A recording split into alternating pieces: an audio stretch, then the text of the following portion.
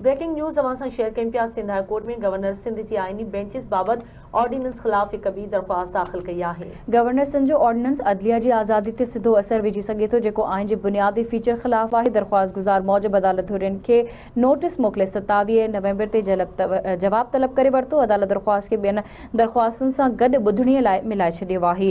हिकु भेरो ॿीहर अवां सां अहम ख़बर शेयर करे सिंध हाई कोर्ट में गवर्नर सिंध जे आइनी बेंचिस बाबत ऑर्डिनेंस ख़िलाफ़ हिक ॿी दरख़्वास्त दाख़िल कई वई।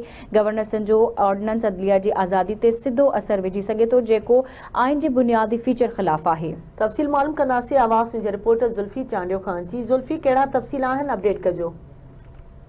आज सिंध हाई कोर्ट में गवर्नर सिंध जे आइनी बेंचिस बाबत ऑर्डिनेंस खिलाफ एक ॿी दरख़्वास्त भी दाख़िल कई वई है। गवर्नर सिंध जे आइनी बेंचिस सां लाॻापियल जारी कयल ऑर्डिनेंस खिलाफ एक ॿी दरख़्वास्त दाख़िल कई वई, जंहिं बाबत अदालती फ़रीक़ीन माण्हुनि खे 27 नवंबर लाइ नोटिस जारी करे छॾिया आहिनि। अदालत आईंदा ॿुधणी ते धुरियुनि खां जवाब तलब करे वरितो आहे। दरख़्वास्त खे उन नोयत जी ॿियनि दरख़्वास्त सां गॾु ॿुधण लाइ मुंसलिक करे छॾियो आहे।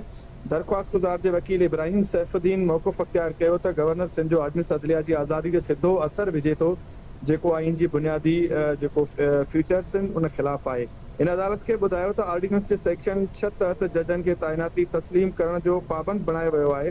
तस्लीम न करण खे मिसकंडक्ट करार ॾिनो वियो आहे, जेको अदालती ख़ुदमुख़्तियारी में मुदाख़लत आहे। वकील वधीक दलील ॾींदे चयो त जजनि जो कोड ऑफ कंडक्ट तय करण जो अख़्तियार सिर्फ़ सुप्रीम जुडिशनल काउंसिल वटि आहे। सूबाई असेंबली ऐं गवर्नर वटि अहिड़ो को कानून साज़ी नथा करे सघनि। इब्राहिम सैफुद्दीन जो चवणो हो त अदलिया जी आज़ादी ते कंहिं बि क़िस्म जो समझौतो क़बूल न कयो वेंदो। जी ठीक है, मुझी मेहरबानी जुल्फी चांडियो अपडेट करण जे लाइ।